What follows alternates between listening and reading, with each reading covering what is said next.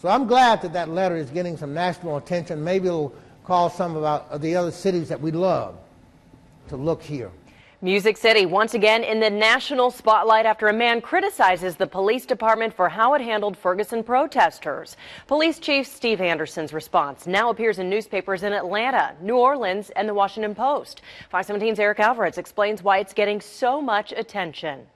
Shut it down! Metro Police stop traffic as hundreds block Interstate 24, protesting the shooting death of Michael Brown. Our streets! Our streets! Followed by die-ins at local malls in December. A series of protests, all of them peaceful. No injuries, no arrests. I think the police handled it great, and I commend them for handling it in the best way that they know how, which turned out very well.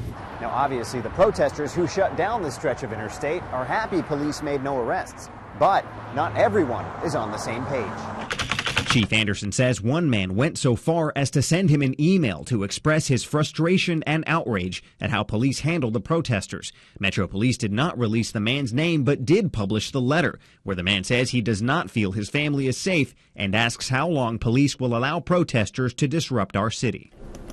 Anderson's response, published on the department's website, says the department is formed by the people, for all people, and says the department's actions have kept all Nashvillians safe. Anderson says, I can understand how you may feel that your ideologies have been questioned, but I'm not aware of any occurrence that would give reason for someone to feel physically threatened. First time I read it, first thing I did was to repost it and to add, congratulations to Nashville's police department for being the best police department in the whole wide world.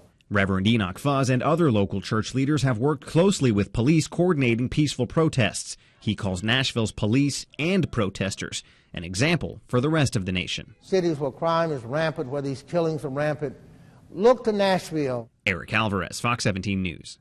Now, this is just a small part of the communication. You can see the letter and the chief's response in its entirety on our website, fox17.com.